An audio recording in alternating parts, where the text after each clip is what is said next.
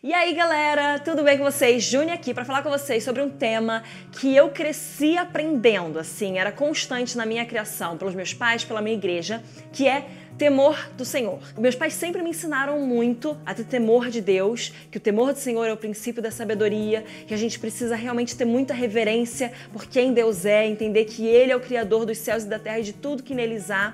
Ele é o Deus de todo o universo e a gente precisa ter temor em relação a Deus, mas não medo dele. É uma coisa diferente. Para mim, eu até quero compartilhar com vocês, não faz muito sentido a gente ter medo de Deus, porque Deus é um Deus muito bom, Deus é amor, Deus nos ama incondicionalmente, Deus é maravilhoso e quando a gente entende o temor dele, a gente não tem medo, mas a gente tem essa reverência de entender que ele é tão santo, que ele é tão maravilhoso, que ele é tão digno de todas as coisas, que a gente não quer ferir quem ele é, que a gente não quer desagradar a Deus, a gente não quer ferir o coração dele, por todo o amor que ele já depositou na gente e a gente responde a ele, e nesse amor a gente responde com esse temor de querer obedecer a Deus, querer fazer as coisas como agradam a ele, mas não por medo. O inimigo ele usa esse medo para afastar a gente de Deus. Sabe aquelas pessoas que às vezes elas pecam, elas erram e elas têm medo de ir para a presença de Deus. Elas têm medo de se confessar a Deus, elas têm medo de trazer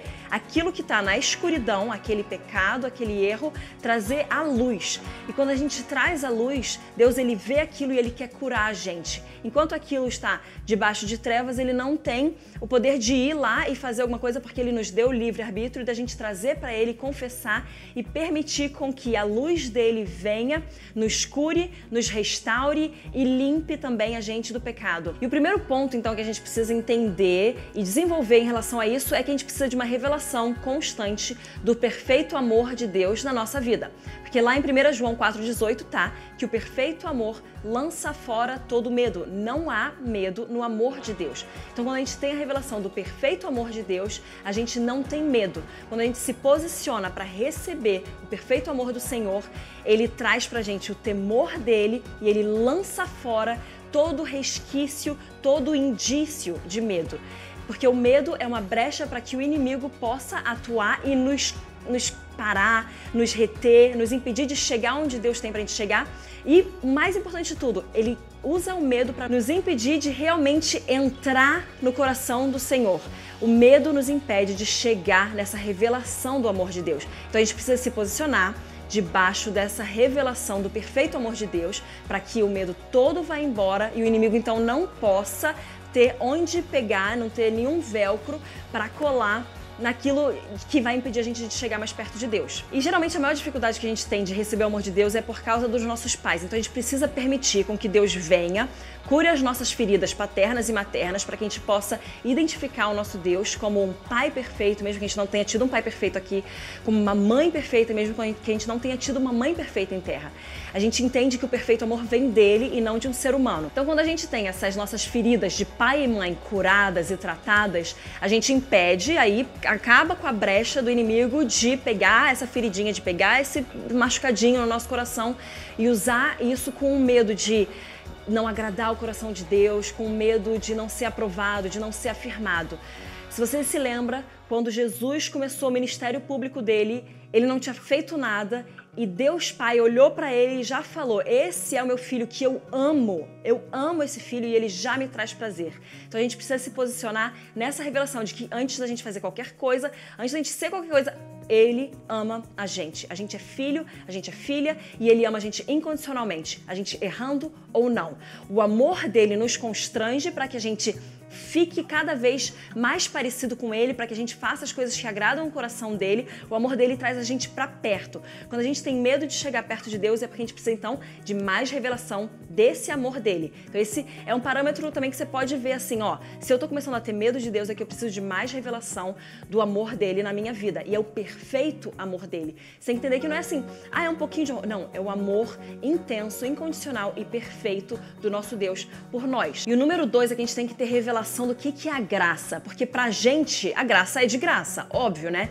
Mas a graça custou tudo para Jesus, porque ele morreu por nós, o sangue dele foi derramado pela gente, ele chegou a suar sangue, ele se deu pela gente para que nós pudéssemos então, pela graça e mediante a fé, entrar para o reino de Deus, para que a gente pudesse ter a nossa salvação. Mas a graça custou tudo. Então, quando a gente entende a graça do Senhor, a gente entende o temor.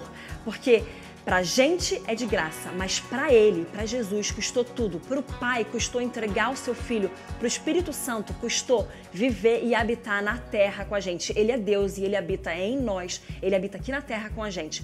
Então, a graça custou tudo. Quanto mais revelação da graça, mais temor a gente tem. Quanto mais revelação da real graça, menos a gente barateia a graça. E não é assim, ah não, tudo bem, Deus perdoa. Não, é tipo, meu Deus, grandioso, majestoso, me perdoa. Ele olha todo mundo e me vê. Isso é graça.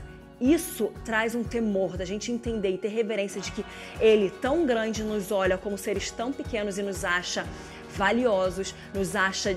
Ele olhou e falou, a alegria que estava proposta fez com que Jesus aguentasse e suportasse a cruz. E a alegria que estava proposta a Ele era eu e você dizendo sim para Ele. E o terceiro ponto é a obediência à palavra e à voz de Deus. Agora, não tem como a gente obedecer a palavra de Deus se a gente não lê a palavra de Deus, se a gente não conhece a palavra de Deus. Então você tem que ler a Bíblia para você poder obedecer aos mandamentos, para você poder obedecer aquilo que Ele fala na palavra dEle.